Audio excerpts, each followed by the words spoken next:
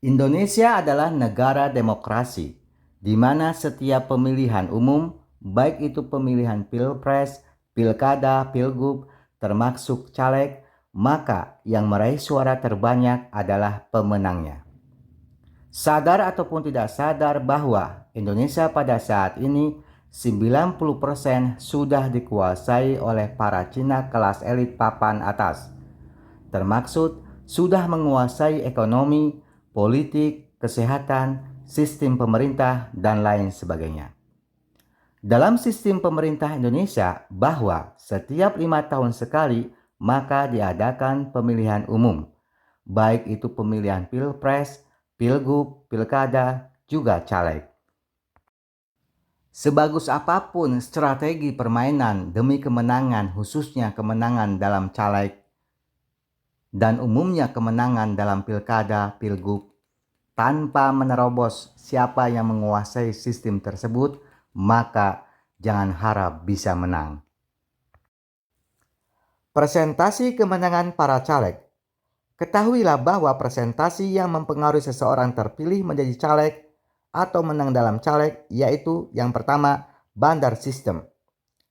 Sebaik apapun permainan strategi para tim sukses, juga para hacker atau cyber, atau mereka yang mempunyai relasi, yang punya posisi jabatan di KPU demi kemenangan caleg, maka akan kalah juga. Sebab bandar sistemlah yang paling berperan penuh dalam menentukan pemenangan caleg. Tidak semua orang bisa tembus ke bandar sistem.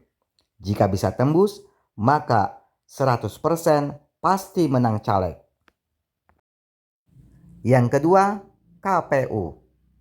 Kemenangan juga ditentukan oleh KPU, baik pusat, provinsi, ataupun kabupaten.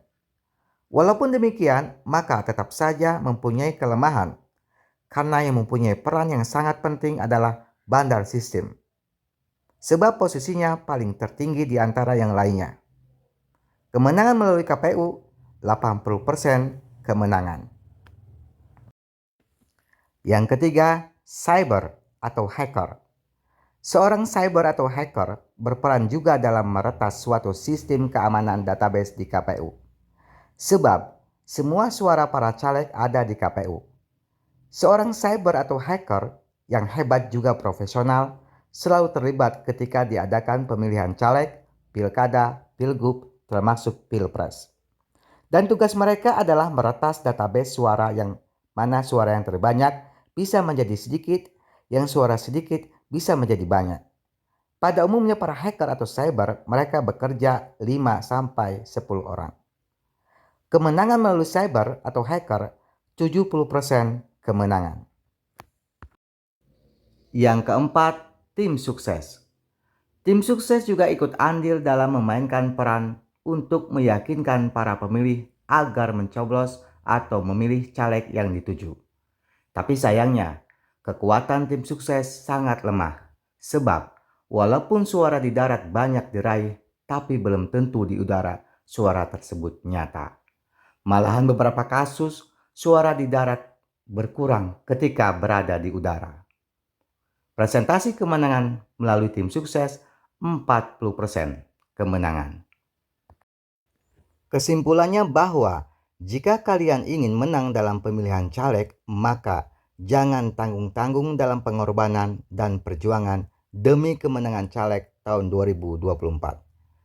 Karena walaupun punya duit banyak, tapi relasi tidak punya, apalagi relasi sampai tingkat papan atas, maka pasti kalian kalah lagi. Dan uang terbuang percuma dengan sia-sia, malahan yang ada kecewa, stres, depresi, sedih yang didapat. Jangan pernah terulang lagi kekalahan kalian pada pemilihan caleg sebelumnya. Jadikan segalanya hikmah dan pelajaran dalam menentukan sikap selanjutnya demi kemenangan caleg tahun 2024. Salam hormat dari saya Jigas, Ketua Umum KMCA, Komunitas Muslim Cina Asia.